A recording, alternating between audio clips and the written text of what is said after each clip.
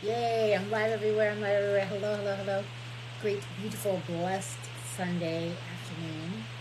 Afternoon here. Might be the morning, evening, the day, night, whatever for you.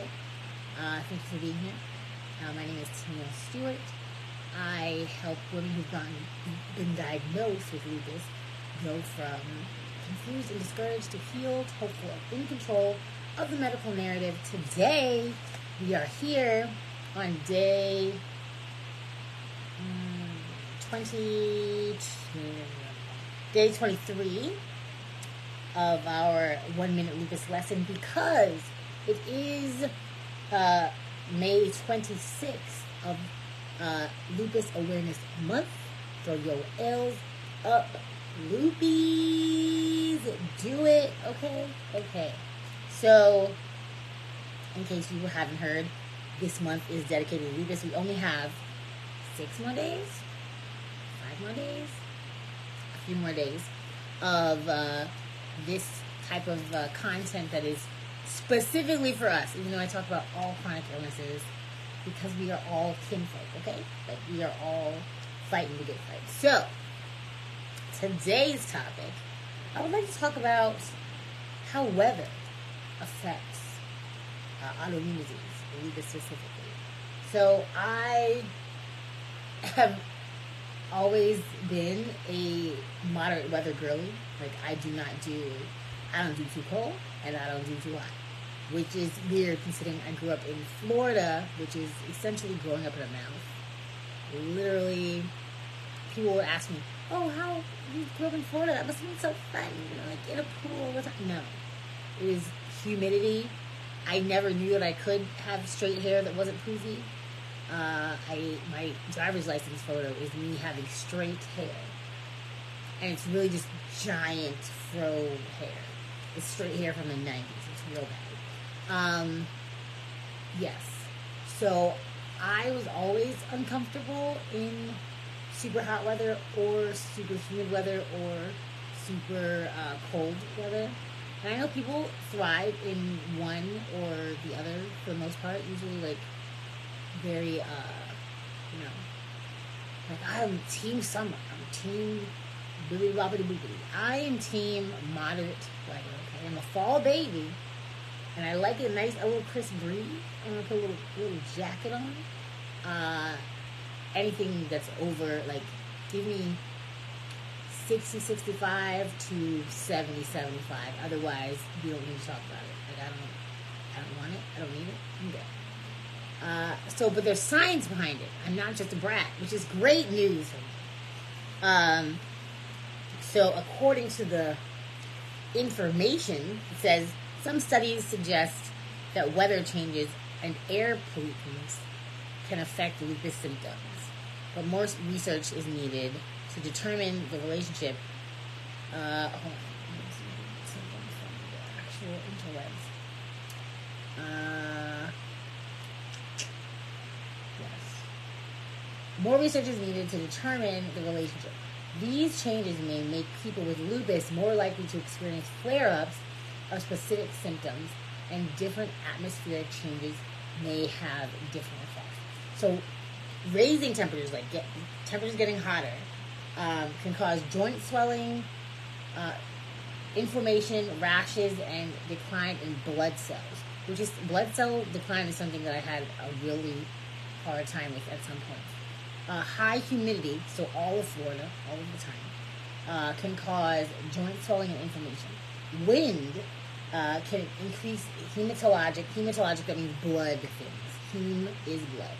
Hematologic problems, as well as neurological and pulmonary symptoms. Pulmonary lungs symptoms. Cold temperatures could lead to second hospitalization in people who are already admitted to the hospital and living in humid areas. I don't understand what that means. Just, if you don't understand, same, because what does that mean? I don't know. But cold temperatures, when I moved to New York and like had the harsh winters, is when I got diagnosed with lupus. So my friends in Florida were like, "You shouldn't have moved there. It's too cold. That's why your body's falling apart." I don't believe that. I believe it's a combination of things, stress and weather and pollutants and all that stuff. And I'm a suburbs girl, so I am not really into staying full time in the city. I would love to have a place in the city that I go to and do fun stuff, and then take my behind home to where there's trees, so I can breathe real air. Some say that people with lupus may benefit from living in a more moderate climate with low levels of wind, humidity, and air pollution. So, are we talking planet Earth or no? Because most of the good places to live have not any of those things. So, but there's no strong evidence that moving into an area with milder weather could significantly improve a person's symptoms. I say we do some research. Can we get some research? That'd be great. Research, please. Colder weather is not necessarily better for lupus, although it can depend on which body systems the person's lupus is affecting. So while research is linked to hot weather to lupus symptoms such as rashes and inflammation around the organs and joint pain, it is also linked cold weather to kidney inflammation. So okay, so if you live somewhere, depending on what your symptoms are, how your lupus presents, and if y'all don't know what lupus is, I don't know how you got here, but welcome. Lupus, SLE lupus is the classic lupus. It's basically your immune system being confused and attacking healthy parts of your body. So skin, organs, your skin is the largest organ, but I digress. Internal, external, hair, all the things. So, according to this research, it's saying that depending on the type of lupus or the way that your lupus presents, moving to an area that's either hotter or colder could help lessen the flare-ups and how they present. So that is something to take into consideration. If you have started a family and your kid has an autoimmune disease, specifically lupus or anything, you might benefit by moving them to another state that has a different weather. There was one more thing I wanted to say before I wanted to go away. It's Sunday. I know you guys are doing beautiful Sunday things.